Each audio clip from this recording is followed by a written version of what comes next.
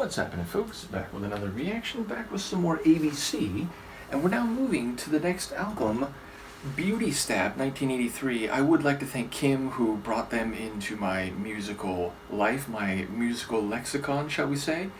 So yes, big thank you to you and to all the folks who commented on the previous album, and of course I'm thinking of Joseph, who talked about the contributions of Trevor Horn in his production, which is something I had in my mind as we went through it.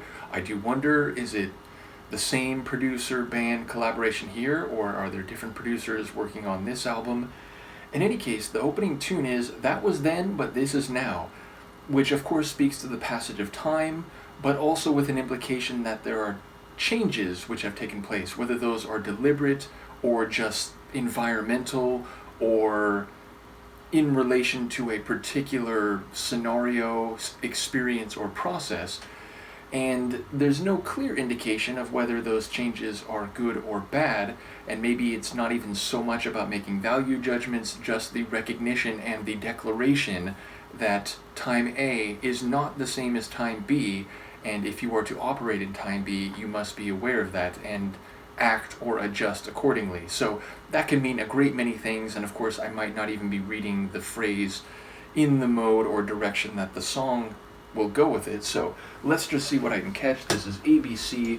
The song is That Was Then, But This Is Now, and it's the opening tune on Beauty Stab, which is an interesting phrase, 1983.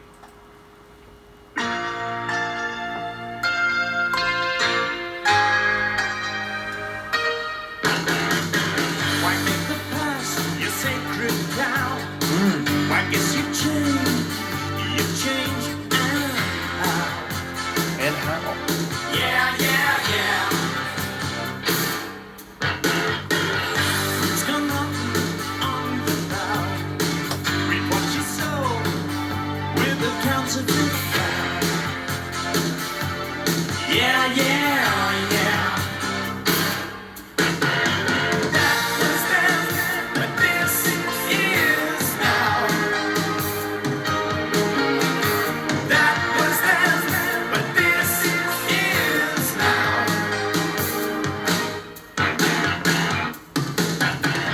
Sacrifices than an Aztec priest, standing here straining at that all fall down. Can't complain, mustn't grumble. Help yourself to another piece of apple crumble.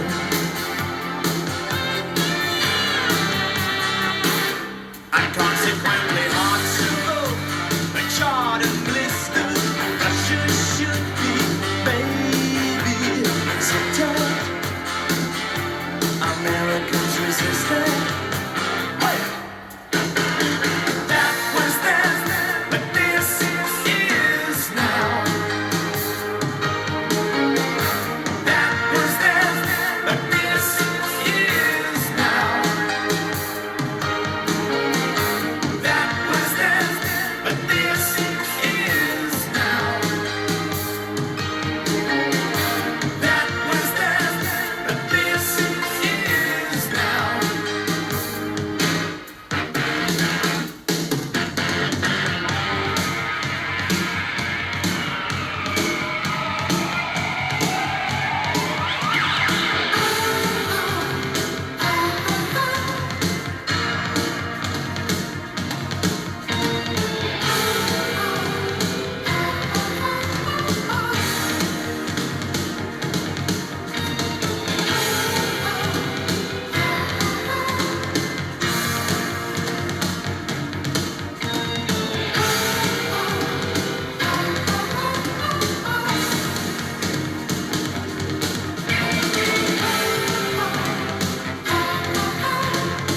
That was then, but this is now.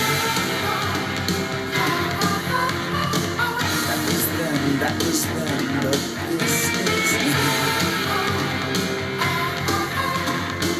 That was then, but this is now.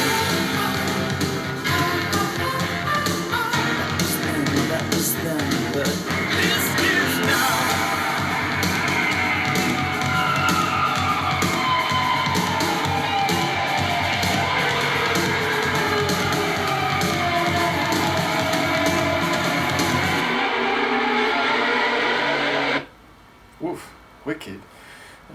like intense ending there. So, okay, I didn't pick up all the lines on a first listen, but it feels like right out of the gate it gave you a sense that yes, this is about, as he put it, not viewing the past or keeping the past as your sacred cow, which, look, as a historian, and on a personal level, but as someone who's trained as a historian, I fully agree. And indeed, when you study history academically, you very quickly learn that nostalgia goggles and ideas about the good old days and, if only we could go back. No, you don't want to go back into the past. And as someone famously once said, the past is a foreign country. We don't live there.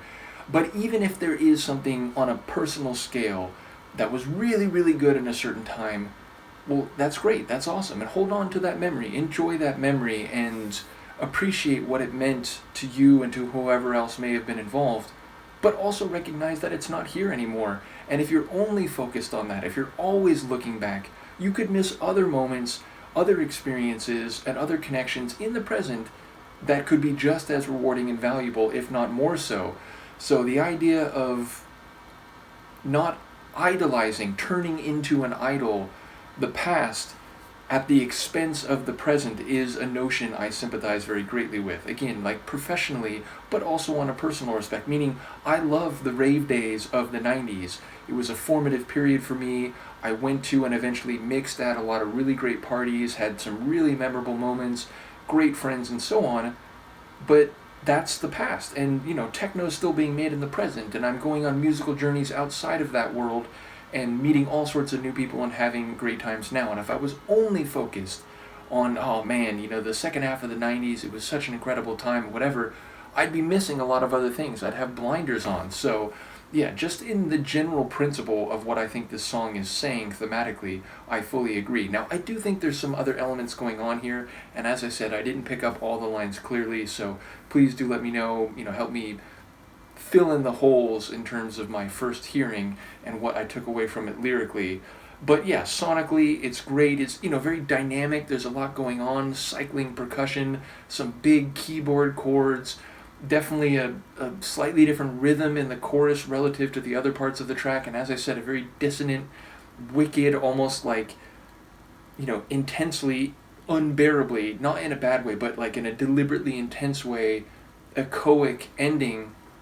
And once again, great lead vocals, which is something I commented on when we were going through the Lexicon of Love. So yeah, like a really striking opener, and I was definitely keyed into the themes, at least as they hit my brain on this first listen. So looking forward to the rest of the album. Do let me know what you think of this one, and I will see you next time. Peace.